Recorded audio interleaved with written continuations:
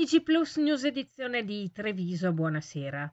Domani, martedì 31 dicembre, a Treviso scatterà la zona di allerta 1 arancio, prevista dalle misure antismog, quando il livello delle polveri PM10 registra una concentrazione superiore a 50 microgrammi per metro cubo per 4 giorni consecutivi.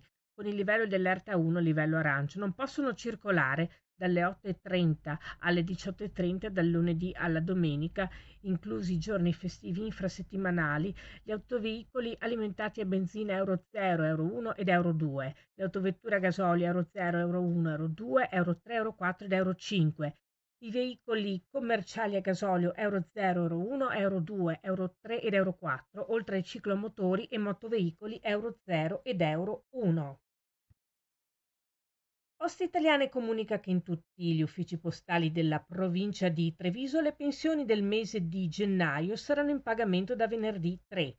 Sempre a partire da venerdì 3 le pensioni di gennaio saranno disponibili anche per i titolari di un libretto di risparmio, di un conto banco posta o di una PostPay Evolution che avranno scelto l'accredito, che potranno quindi prelevare in contanti dagli sportelli automatici e postomat della provincia senza recarsi allo sportello. Inoltre, i possessori di carta di debito associate a conti o libretti potranno usufruire gratuitamente di una polizza assicurativa che consente un risarcimento fino a 700 euro all'anno sui furti di contante subiti nelle 2 ore successive al prelievo effettuato sia dagli sportelli postali sia dagli ATM e Postamat. Per evitare assembramenti e tempi d'attesa superiori alla media, Poste Italiane consiglia a tutti i pensionati, ove possibile, di recarsi a ritirare la pensione in tarda mattinata o durante le ore pomeridiane, privilegiando i giorni successivi ai primi. In occasione della festa di Capodanno Wonder Company, che si terrà domani sera dalle ore 22 in Piazza dei Signori e piazzetta Aldo Moro a Treviso, sono state predisposte misure per garantire lo svolgimento dell'evento in piena sicurezza. Stop ai contenitori di vetro innanzitutto. Dalle ore 18 del 31 dicembre fino alle ore 6 del 1 gennaio, in tutta l'area interessata dall'evento sarà vietata la vendita per asporto e la detenzione di bevande alcoliche di qualsiasi gradazione, di bevande contenute in contenitori di vetro, bicchieri di vetro, lattine non stappate e la detenzione di contenitori di vetro. Sarà inoltre vietata la detenzione di bevande non alcoliche in contenitori di plastica con tappo, oltre che di bombolette spray schiumogeno o irritante. Come nelle precedenti edizioni, sono stati previsti alcuni varchi di accesso all'area della manifestazione. In via Barberia e in via Dipendenza saranno presenti gli unici passaggi di accesso. Tutti gli altri saranno varchi di uscita. Dalle ore 13 alle ore 24 del 31 dicembre sarà istituito il divieto di sosta con rimozione coatta dei mezzi in Piazza dei Signori, Calmaggiore via 20 settembre, Piazza e via Indipendenza e via Martiri della Libertà.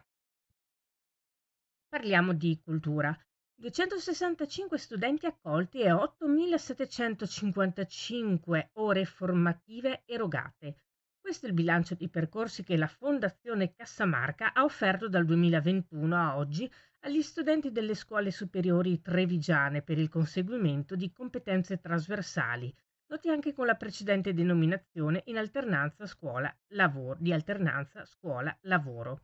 L'apertura a questo tipo di collaborazioni, finalizzata anche allo sviluppo della capacità di orientarsi nella vita personale e nelle realtà sociale e culturale, è stata definita dal MIUR con la legge 30 dicembre 2018 ed è stata possibile grazie ad accordi stretti con molti licei e istituti superiori di Treviso e provincia.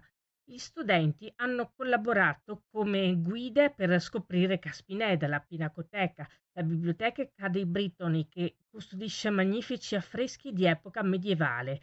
Sono stati inoltre coinvolti nella preparazione e gestione dei campus d'arte riservati ai bambini, che hanno coinvolto un centinaio di scolari e studenti delle scuole medie e dell'accoglienza agli studenti che hanno partecipato alle rappresentazioni sulla tragedia greca a Santa Croce e eventi ospitati a casa dei carraresi, compreso l'allestimento di alcune mostre.